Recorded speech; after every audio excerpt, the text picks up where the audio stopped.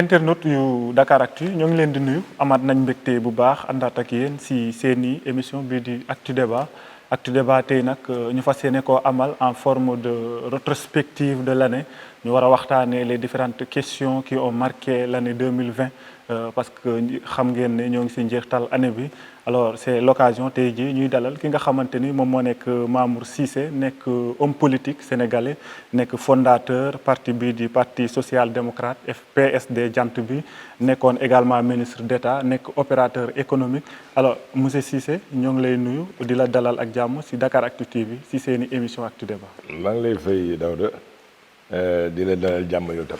Assemblée nationale dégg nañ ko barki démb mu taxaw naan wi moom ak Idi rek ils font 85% de l'électorat. il fait de la politique moo tax bëggul dindi moo tax bokkul d'accordul ci que ñu dindi la fonction de chef de parti ak parce que de temps en temps il fait de la politique. chef de parti nga ànd nga ceeg moom. ci lan. le fait que mu nekk chef de l'État nekk chef de parti. man su ma ci toogoon dama koy def Ablaye Wade moom mus nekk point de vue. ah bon te xam nga ne que man bokk naa ci moom jël naa ci moom lu bari. jàppoo ne avancée démocratique di toll na foo xamante ni tey nekk chef de l'État chef de parti nekkut lu gën si réew. Angela Merkel ba léegi le parti démocrate chrétien yi. mais ñun leen di déglu seen programme lay appliqué. changement yu mu opéré jël Aly Ngouille Ndiaye génnee ko définitivement ci gouvernement bi Omar Youm nekkoon directeur cabinet génnee ko définitivement nekkoon ay alliés de première heure moo gisee. mais comme je te dis Macky Sall c'est un entraîneur de football. mais reconnaissance politique. ba ci lan. reconnaissance politique. mais tu penses que. koo xam ne yéen a àndoon démb ak barke démb di wut nguur bu am nguur nga génnee leen bi nga demee ba jekku. déedéet xam nga léegi yow yaa waxal sa bopp léegi nga ne que gouvernement bi ay APR rek la ñu ay nitam rek lay jël waaw mais foofu ana patrie ana compétence rek mais da nga bëgg amuñ compétence. dégg non waxuma loolu dama ne.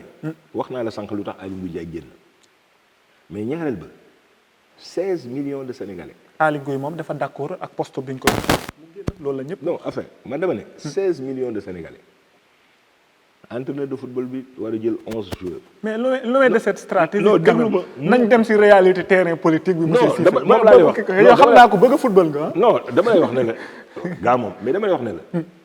mais sur 16 millions de Sénégalais ñu jël la ne la. kaay nga servir sa dëkk. mais c'est pas parce que da nga gën Daouda wala da nga gën Ismaïla wala da nga gën Mamour Cissé. dañ la fi teg d'abord parce que confiance bu la président jox la.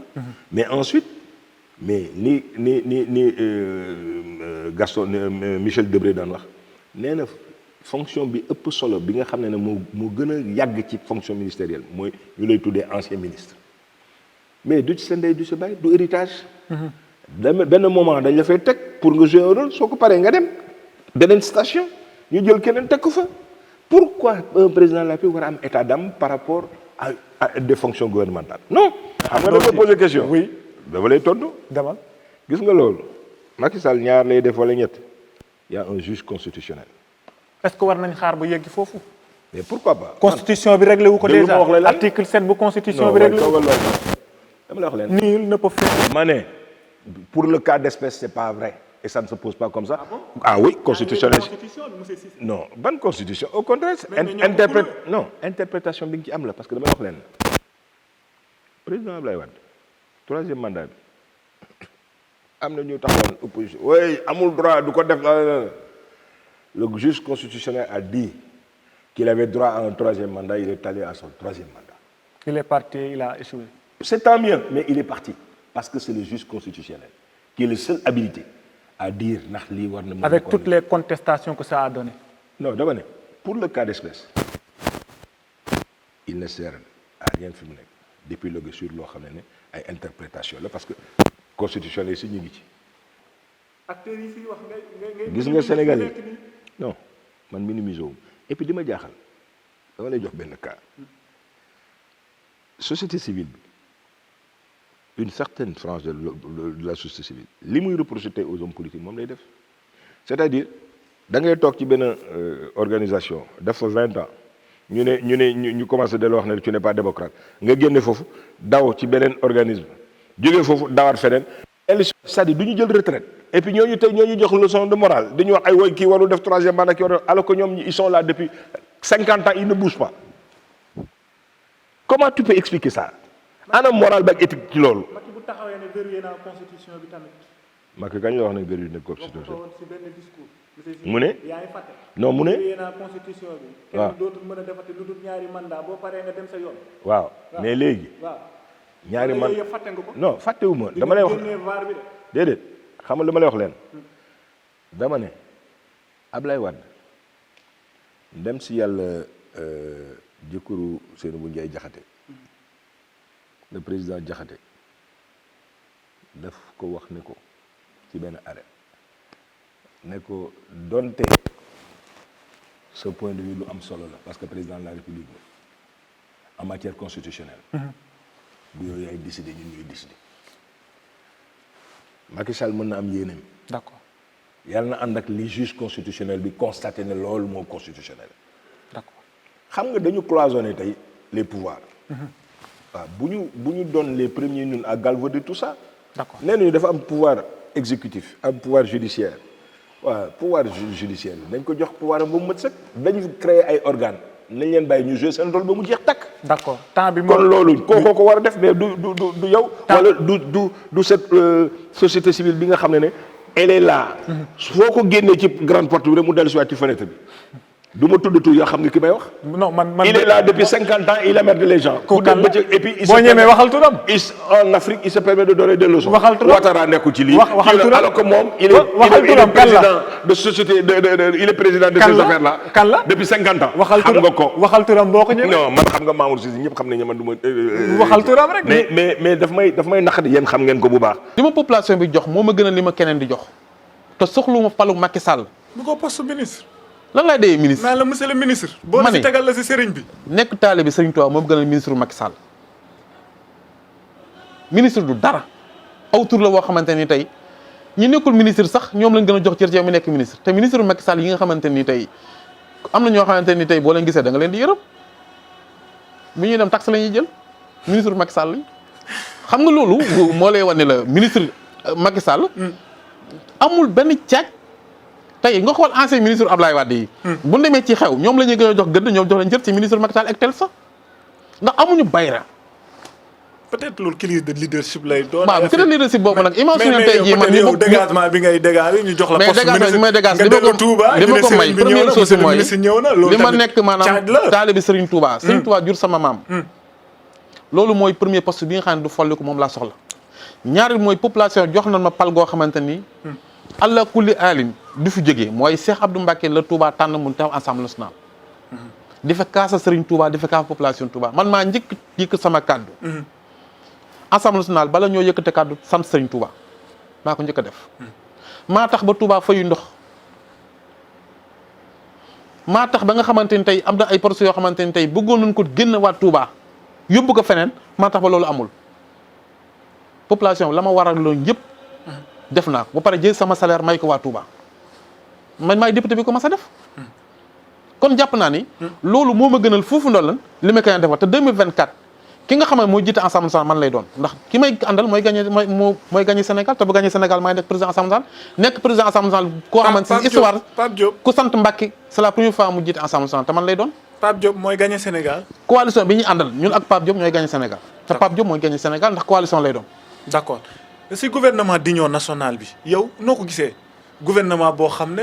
non gouvernement tappale laa ko gisee gouvernement tappale gouvernement wor gouvernement boo xam ne diil noonu laa ko gisee mooy loo xamante ni daal fal nañ ko nan ko bàyyi mu continuer bu jeexalee ñeneen ñi ñëw continuer mais ay affaire gouvernement union nationale la gouvernement nangamante nang yooyu gëw ma ko li ma gëm daal mooy kenn ku nekk fa nga nekk fa la nga war a liggéeyal askan nga di ko liggéeyal askan pare woo pour dem APR jiite Touba.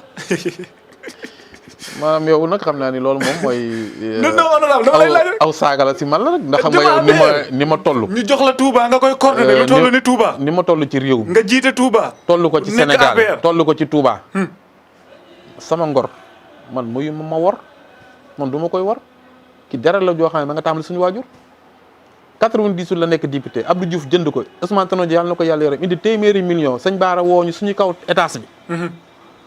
mu ubbi walis wi. pour ñu jënd ko mu ni man kenn du ma jënd bu doonto ki nga ànd naa la toroxal maa ngi toog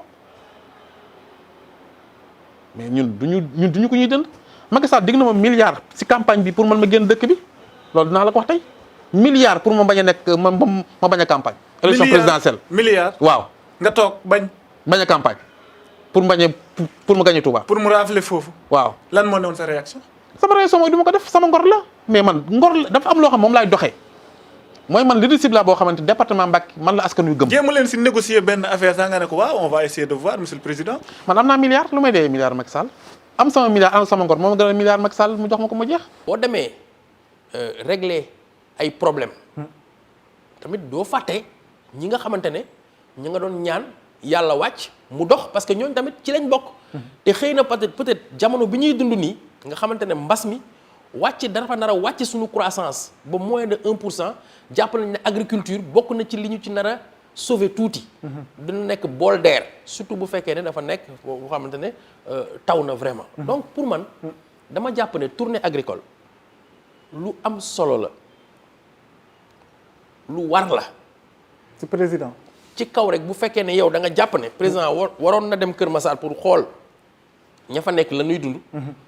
bu dee yow nangu nga loolu war nga nangu ne moom war na dem seeti aussi échantillon ay baykat pour ñoom it xam la ñuy dund xam tamit politique ba mu intégré ci wàllu mécanisation de l'agriculture ci wàllu accélération de la cadence agricole mooy maanaam yokk jéego yi nga xamante ne moom lañ daan def pour agriculture bi di gën di naat. ñuy gën di produire agriculture di gën di yor ay moyens loolu am naa yaakaar ne mënul ñàkk solo mu def ko ci ñetti région parce que ñun fukki région ak ñeent la ñu am. bu fekkee ne ci ñetti fan dem na ci ñetti région mais loolu signal bu baax la te très souvent aussi da ngay xool ne que dafa tenté mais d'une démarche boo xamante ne c'est une démarche politicienne. ah oui parce que li ma la wax nii bu fekkee ne yow sénégalais la war nga ko mën a nangu même su fekkee ne opposant nga war nga mën a nangu ne baykat yi président war na dem ci seen tool yi wax ak ñoom. mais à tout moment war na mën a dem. waaw mais yow. mbas mi xam nga yow tu sais très bien que président kuy dem ci nit ñi la heure bii su dul woon mbas mi xam nga ne dugg na dëkk bi ñetti yoon ba ñeenti yoon. mais problème bi mooy directeur nu mu ko defee ci biir Covid 19 bi ñu nekk ñoom ñoo nekk état d'abord jël ay mesures interdire rassemblement nga def sa cortège di wër ci dëkk yi ñii di def taxaw mobiliser ay militants aussi directeur c'est à revoir quand même. non président daal man li ma jàpp moom mooy.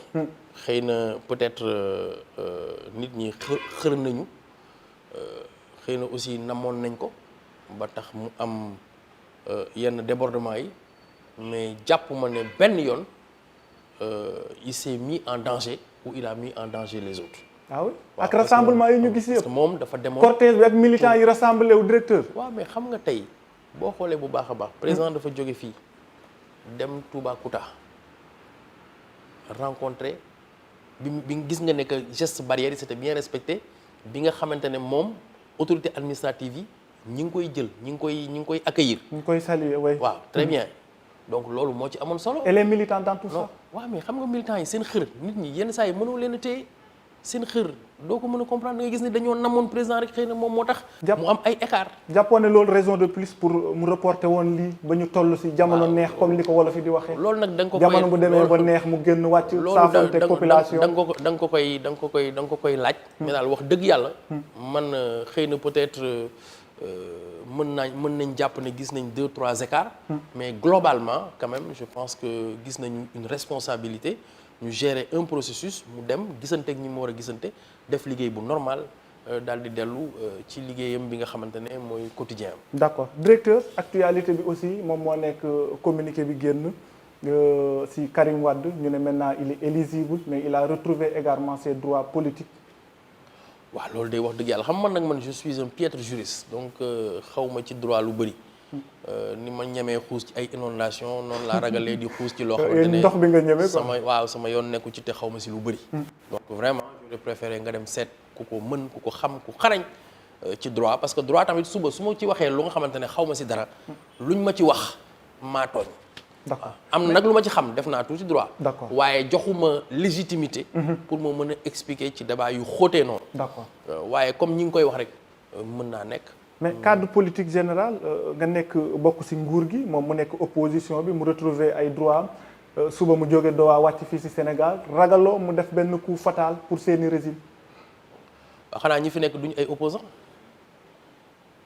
opposition yàgg na fi di démocratie yàgg na ci réew mi ah mais Karim dañ ko namoon de directeur. waaw d'accord mais dama ne démocratie yàgg na ci réew mi mais aussi droit tamit yàgg na ci réew mi te démocratie ak droit kenn mënu leen a teqale parce que yow bala ngay nekk candidat dañ lay saytu ba pare xool ndax yow remplir nga critères yëpp pour nekk candidat boo remplirul critères yi mais kooku tu ne peux en vouloir qu'à toi-même ñun suñu candidat en tout cas rempliroon na critères yi yoon wañ ko tegoon aussi pour mu dem uti 65 000 signatures am na ñu bëri ñu ko wuti amuñu ko moom am na ko am na yeneen naataangoom ay moromam yu ko am waaye ba ñu demee ca arène ba woote dimanche ñëpp voté mais gis nañu résultat bi nga xamante ne moo am loolu mooy démocratie.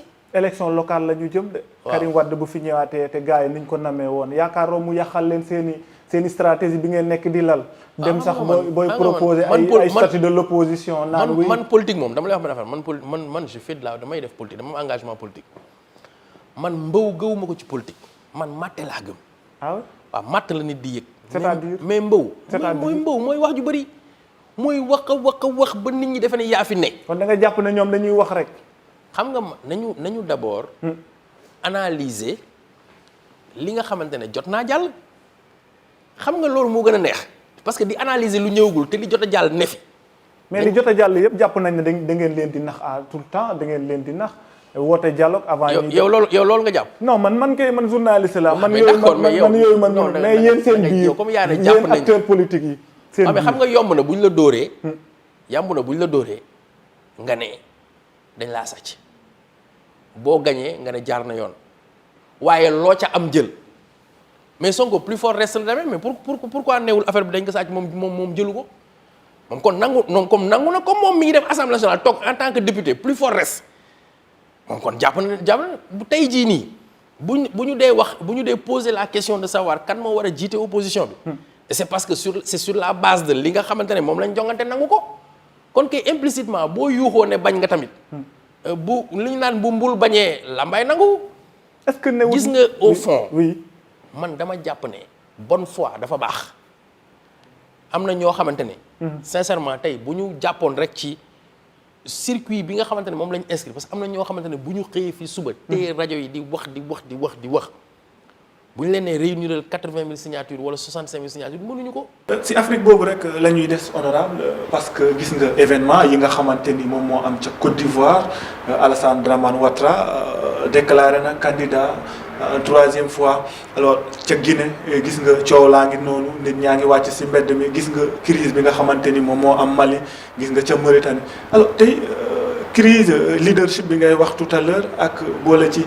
li nga xamante ni moom moo nekk problème troisième mandat kii noo ko gisee noo ko jàngate exactement non yooyu nag maa ngi koy observer parce que mënee su ci loolu mënu ko ñu ko waxtaan ci benn réponse maa ngi observer situation bi maa ngi waajal ay bind ak yooyu communiquer daal mais fii mu ne pare guma loolu bu pare dinaa communiquer mais jàppoo ne loolu noonu luy mën a ñëw si Sénégal la waaw yooyu yëpp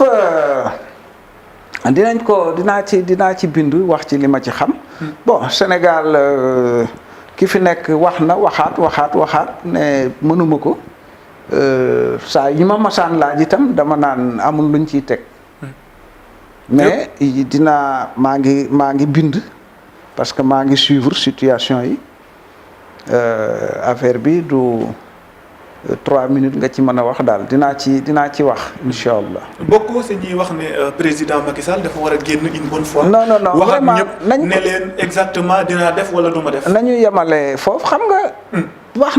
wax na du ma def wax na mënuma ko wax na du ma def wax na mënuma ko. ñiy ànd ak moom wax nañ ko.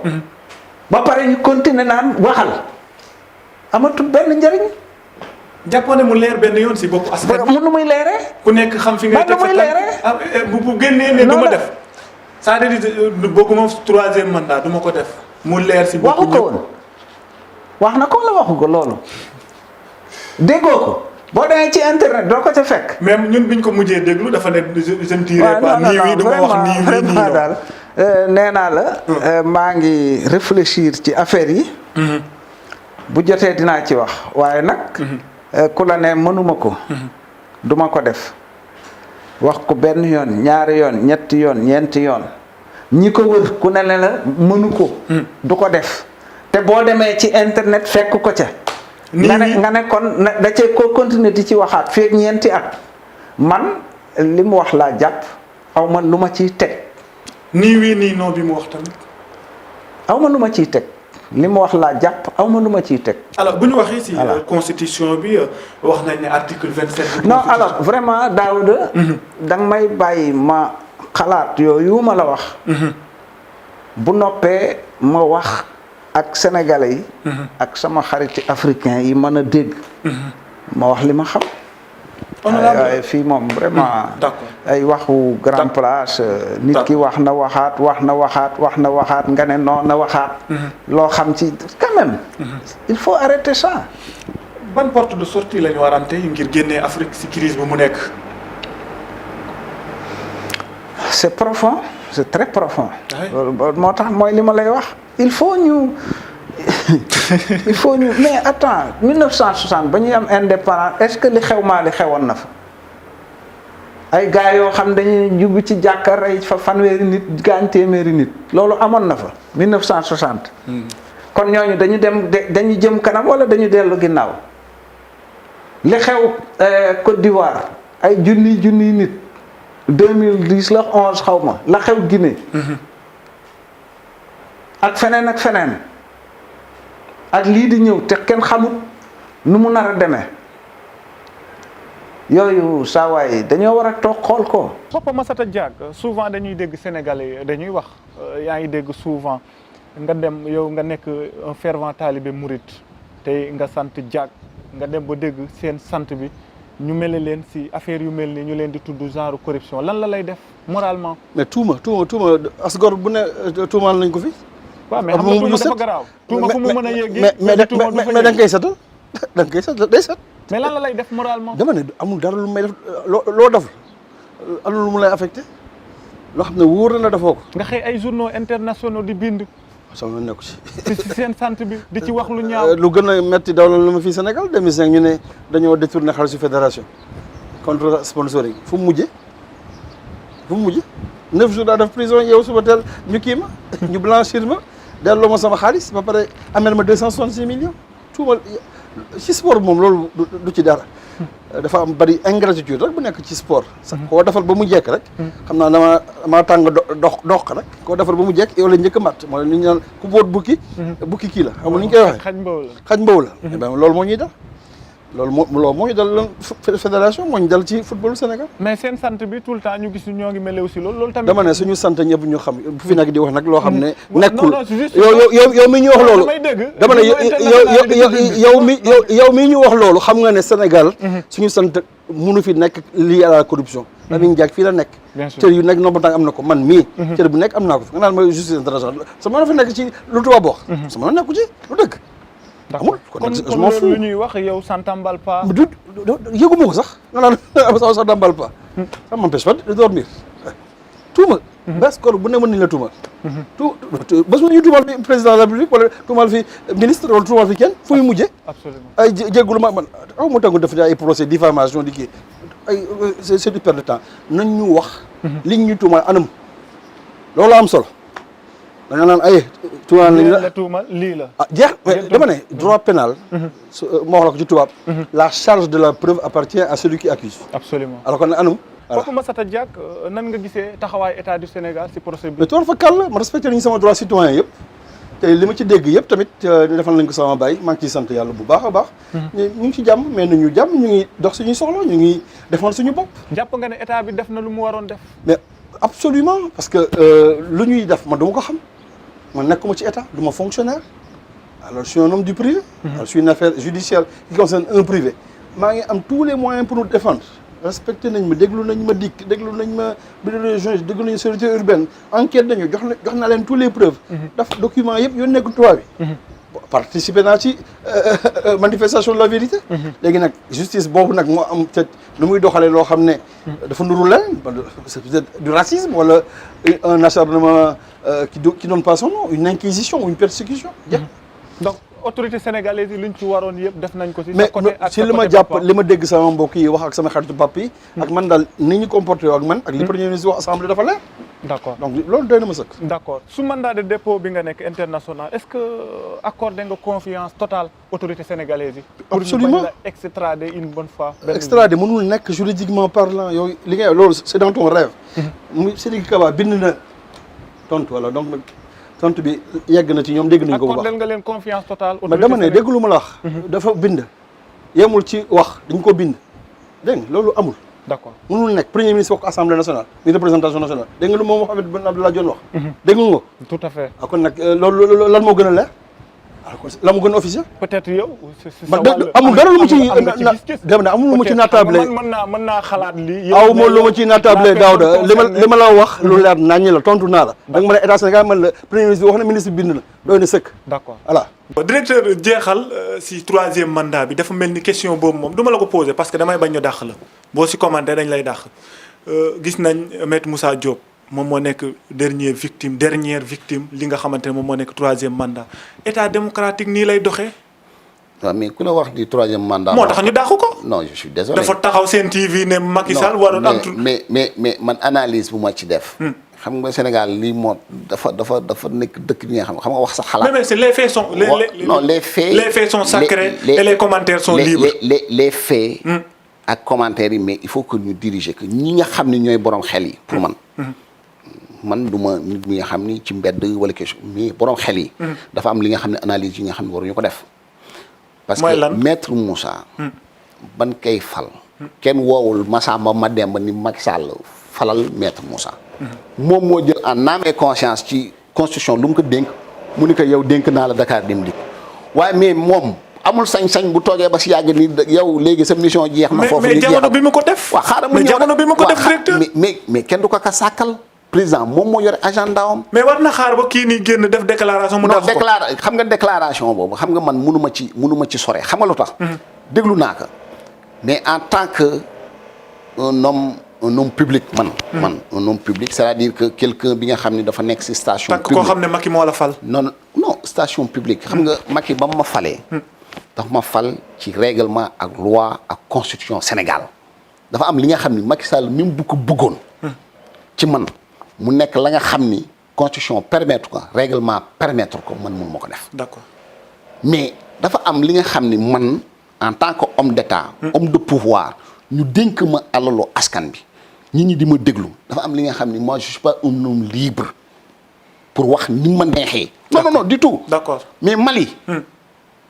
mais sunu nawle la moi je suis pas un Malien. pourquoi man may prononcé wu ci affaire Mali. ma nekk homme public. kon jàpp nga ne erreur la def foofu de sa part. damay def analyse. mais je suis pas là pour juger qui que ce soit. mais man Pape Ibrahima Faye en tant que homme public man je me garderai de faire de l'ingérence ci dëkku jàmbur. d'accord te diplomatie. leer na état moo ko moom. leer na président de la République moo ko moom. troisième mandat bi noo gisee jàpp nga Macky war na am. troisième mandat loolu kenn accès gu si. mais war nañ ci waxtaan balaa ñu si yegg si loolu kenn accès balaa ñu si yegg si ñu waxtaan ci ñu trouver consensus. période bii mu nekk nii. dañu fel le président Macky Sall pour 5 ans pour mu liggéey réew mi. bu jeexalee 5 ans mu ñibbi. mu dem ñu xaar ka ci la nga xam ni moom la diggee Sénégal yi. d'accord ci la nga xam ni mooy xëyu ndaw yi li nga xam ni mooy infrastructure yu muy def yi nga xam ni mooy wàllu ndox mi li nga xam ni moom mooy pétrole ak gaz bi. d'accord donc c'est ça. est-ce que 5 ans yooyu bu jeexee directeur Macky war na dem. wala Macky war na loolu incha allah daan ci àgg. et on est dans un pays organisé moi je suis dans un parti organisé qui est l'APR et j'attendrai que sunu parti wax ci. directeur ñu wax aussi les responsables politiques yi nekk ci département bu Podor. waaw am na Abdoulaye Daouda Diallo mais tuddoo Cheikh Oumar Anne. tudduma Cheikh Oumar Anne. Cheikh Oumar Anne c'est un responsable politique. mais Abdoulaye Daouda Diallo mooy le coordonnateur de l'APR du département de Podor loolu laa la wax. Cheikh Oumar Anne c'est un responsable c'est un ministre de la République il est maire comme ni ma nekkee maire responsable la.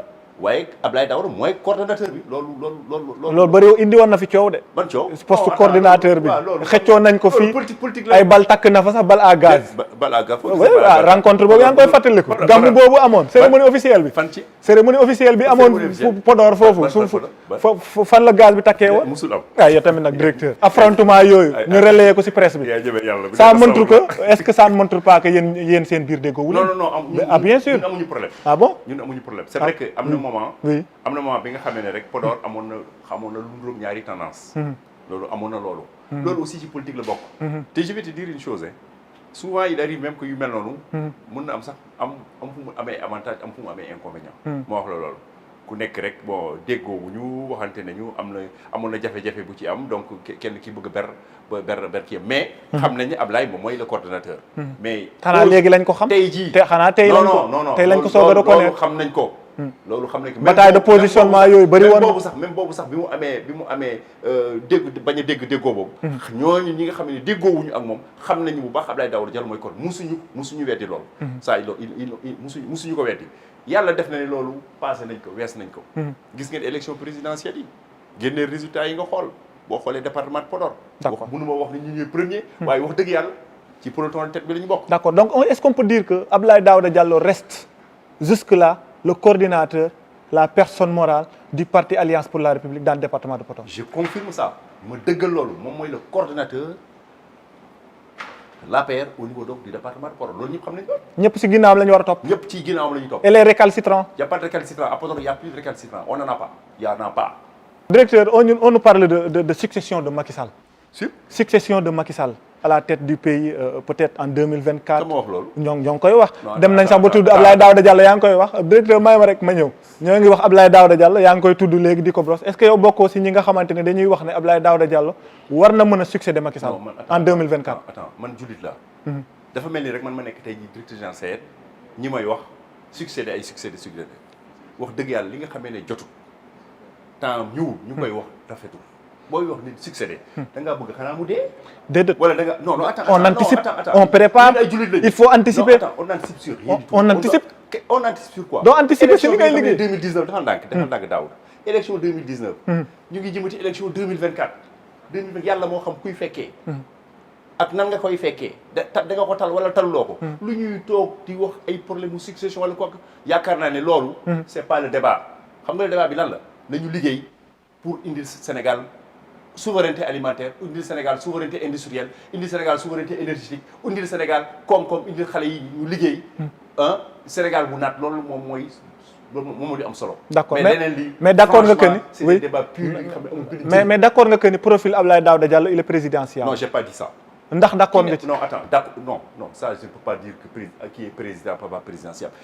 Le seul président aujourd'hui c'est le président Macky Sall jusqu'en 2024 comprendre moom la ñuy liggéeyal noonu la ñuy liggéeyee tu comprends keneen di wax kii mooy président wala wax dëgg yàlla débat yooyu man du ma ci. en 2024 ñoo ngi ñuy wax président dina présenter wu en troisième mandat. kan moo la wax loolu. déggoo ko si rajo yi. dégguma ko fenn man dégguma ko fenn. directeur déggoo ko si rajo yi. fenn débat sur le troisième mandat. dégguma ko fenn gis nga. ñuy dem ba ñuy dàq ay nit. daaw defal na dàq ay. maître Moussa Diop yéen a bokk Podor dàq nañ ko si troisième mandat bi. Moussa Diop la moo ko dàq. troisième mandat Macky Sall moo ko dàq. parce que il s'est prononcé sur le troisième mandat. oui. Moussa Diop bu toogee bon je sais pas mënu ko accuser la ko xaw ma ni ñu leen dàqee dafa peut-être dañuy wax li nga xamee ne da nga xam li nga xamee ne aussi dafa engagé état bi wala ndoro indi ay problème diggante état du Sénégal ak yeneen état yi. loolu lu warul la. mais troisième mandat la wax. non. nul ne peut faire gis nga deux mandats successifs dafa interpréter texte juridique yi ñu dàq ko. texte man dans tous les cas moi je suis un juriste man li ma la bëgg a wax. mooy que ne man 2024 ñëwu ko. xaw ma ndax danaa ko fekkee. xaw ma kan moo koy fekkee. man la mooy la moo ma soxal. mooy que ne. ñu ngi liggéey pour jéem a redresser fi ñu toll situation bi ñu toll ni jéem a redresser barre bi. delloo Sénégal fi mu nekkoon avant Covid.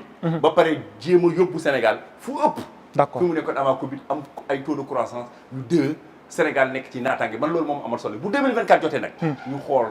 ni yoon bi jaaree rek. ñu ànd ak moom ci loolu. statut de l'opposition bi ñu jeexal wax nga ne loi constitutionnelle la limitation de mandat tamit loi constitutionnelle la noo gisee jàpp nga ne coow li ñuy ruumandaat jëmale ko ci kaw. loi constitutionnelle la c'est-à-dire que man li ma gëm. te wax naa ko mooy Sénégal dafa am ay institutions yoo xamee ni ku ci nekk man dama la respecté. muy institution présidence de la République. bi taxawal gouvernement institution parlementaire institution judiciaire yéen sax jox naa leen seen cër léegi dama ne yéen 4e pouvoir ngeen la presse ku ci nekk man mosoo ma gis may xuloo wala may waxante ak presse damay jàpp ni day def liggéeyam. bu ma jógee ci loolu gëm loolu dama gëm ni. institution bu nekk bu waree wax ci dara ca jamono ba mu ca war a wax dina ci wax. d'accord ma gëm itam ni. Sénégal war nañu dépasser loolu xam nga lu tax ñu war ko dépasser. ñun daf ñu daloon. xam nga président Abdoulaye Wade dafa nekk candidat 2012. ñëpp ni warul nekk candidat. loolu moo amoon. ba mu ni dañuy xeex mënul nekk candidat bi du am conseil constitutionnel nii. Abdoulaye Wade candidat la. mu dem élection ñu gagné ko. waaw ku ko gagné du Macky Sall. loolu moo tax man dama gëm électeurs yi. dama ni ma gëmee. institution yi. noonu laa gëmee ni électeurs yi mën nañu tànn. moo tax gis nga naan ay pexe dama bëgg a nekk candidat du ma nekk candidat. mais bàyyi leen électeurs yi rek bañ yegg ci. ñoom ñu tànn mais nag war nañ tànn ñi ñuy tànn tamit parce que nag mënoo def ñaari mandat nga war a jeexal dem ñu yokkal la nga ñëw naan wéy il faut que mu amaat beneen 3e mandat loolu moom président foog ñu xoolaat ko bu baax quand même ah. président Ablaye Wade dafa def ñaari mandat 2000 amaat mandat 2007. ñëpp ni warul am mandat 2012 man moo tax man la Sénégal passé nañ foofu. dépassé nañ foofu fu ñuy waxtaanee. parce que amoon na dañ ko dund. kon loolu ça doit servir de leçon à Macky Sall. waaye déglu rek. conseil constitutionnel ni way candidat la li conseil constitutionnel man wax man d'accord naa ci parce que président Macky Sall ci jamono boobu dafa ne. lu conseil constitutionnel wax rek d'accord naa ci. mais mu dem président moo yoroon nguur gi. yor ay ministre am yore ay. avion yore lépp mu dem ñu gagné ko amul sax 30%. mais bii nii tamit cas de force majeure la ñu wax ne Macky boo jeexalee ngir yàlla demal. waaw nga bàyyi ñi fi des. ñu jonkante. waaw man xam nga yow daal dafa mel ni nag xanaa Daouda xanaa doo dégg man dama ni la Sénégal dépassé nañu loolu beneen réew moo ko war a wax. jàppoo ne Macky moo ngi koy xalaat si boppam non mën nañ ko dépassé mais nit ki si boppam moo ko du dépassé président. mais man nu may xalaatee mënuma xam. nga gis koo xam ne moo ngi nii di exercer mais moom xelam moo ngi ci 3e mandat. président Macky nu ma ko mën a xalaatal lu dul man li mu ma wax ma dégg ko xam nga man li ma wax li ma xam. mooy président Macky mi ngi ci 2e mandat. 2e mandat mu nekk ci boppu réew mi. moom jiite ko. yàlla def na itam am na plan boo xam ne daf ko tëral ni fii laa bëgg a yeggee Sénégal xam nga lan mooy sama xalaat. saa bu ma xëyee. lan mooy sama action saa bu ma xëyee mooy li may def mooy fexe ba bëgg-bëggam boobu comme man dama ci ànd ak moom. ma fexe naka laa ko ciy jàppale ba bëgg-bëggam boobu mën a nekk réalité. man loolu rek mooy sama mission tey. internet yuy seetaan Dakaractu yéen a ngi seen émission Actu Débat ñoo ngi dalal Cheikh Gueye moom moo nekk maire bu Dieuppeul nekk tamit farando kii di Khalifa Sall alors monsieur le maire actualité politique bi moom moo nekk ce gouvernement d'ouverture bi nga xamante ni le président de la République def na ko tibb si opposition bi lu am solo dugal si biir pouvoir bi alors mu mel ni yéen a gunge woon ki nga xamante ni moom moo nekk Idrissa Seck si coalition Idy 2019 alors tey bokk na ci nguur gi lu mu doon bañ démb moom la nangu tey nan nga ko gisee d'abord. waaw xam nga àdduna noonu la saa su nekk da nga ciy jàng rek Idrissa Seck yàgg nañoo ànd. ànd bi ñu mujj ànd mooy élection présidentielle. 2019 ñu ànduñu woon ndax Idrissa Seck la tudd dañu àndoon ndax dañu amoon projet bu ñu bokkoon. projet de société boobu ñu bokkoon. mooy ñu fal ko président de la république mu liggéeyal réew mi diiru juróomi at. mooy mandat wu président. absolument fànn bu nekk ñu def ci jàngat bu wér bu leer nañ. ba am luñ ci sumb yóbbante ko lu wér loo xam ne buñ ko jëfee Sénégal dina ci gis boppam doomu Sénégal daañu ci gis boppam. ba ñuy demee ci élection yi la ca am ca Sénégalais yëpp naqarlu ko méttalu ko nañu mbuxumee élection yi. gis nañu taxawaay bi mu ci am. bu wëlbati ko nag maintenant. ni diiru fukki at ak weer ak juróom maa ngi doon waxtaan di gisee. di négocier ba tey jii dugg naa ci réew mi ndax ak jàngoro ji am gis-gisu boppam. yéen seen gis-gis. ñun nangul ko aussi waaye ñun gisewuñu noonu. parce que ay nit da ngeen di jaar ci yoon rek. boo demee ci yoon. ka nga àndal ba mu yàgg ne la fii laa yem ci yoon bi wala maa ngi dëpp wala ma nga jël beneen yoon. mënoo koo tere jël yoon mais yow yoon wi nga nekk na fekk na muy yoonu dëggu. muy yoon bi nga xam ne gëm nga ni yoon bi boo ci jaaree da nga mucc te da nga muccal Sénégal ci loolu la ñu nekk ñun. amu leen déception bi ñu leen annoncé que ni seen candidat bi ngeen jàppale woon moo ngi ci pouvoir bi tey. déedéet du ñu am direction parce que ay doomu aadama lañu nit dana toll ci sëy sax gis soxna su ko doy mu dugg ci moom ak sëy dem ba yàlla lay soob ànd ba am fu mu yem mu yem. mais li nga doon xeex boo demee ba bokk ci est-ce que du y a pas un problème aussi monsieur le maire. moom de moo la mën a wax lii am lu tax mu am ak moom ni mu ko gisee mais ñun daal ni ñu gisee. noonu la ñu jàpp la ñu nekkoon démb ci la ñu nekk tey. taxawaay Manko Taxawu Sénégal exact ci gouvernement boobu.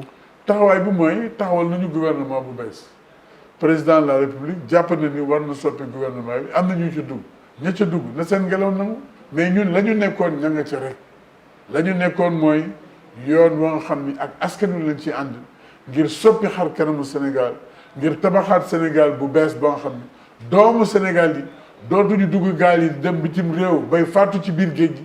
waaye dañu am yaakaar ci réew mi toog ci réew mi dund ci réew mi liggéey ci réew mi tedd ci réew mi. jàppoo ne opposition bi moo échec ba lii am. amul échec bu opposition société ak réew nii lay dox. une opposition s'oppose. mais ñi ngi opposé wu à leur façon. avec des deals politiques avec des deals ay xeer di sànni. avec des deals wala politiques yooyu ay nit wala def loolu du opposition. avec des deals politiques monsieur le maire. loolu mooy opposition du deal.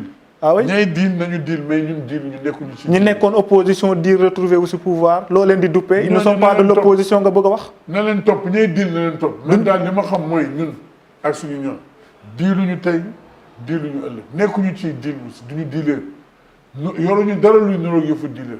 li fi nekk daal mooy chaque fois bu jafe-jafe amee ci réew mi au lieu ñu ittewoo solutionné jafe-jafe bi la ñuy njëkk ittewoo mooy nañu dem ca opposition ba tibbisi lu takku pour mën a tëj gébbinu nit ñi. man xaw ma nag ban njiit moo bëgg a kal stratégie am si bu waree def liggéeyam du ko def mais préoccupation am yépp mooy nan laay dugale dara ci gémminu Massamba ak Mademba pour tëj gémminu waxkat yi.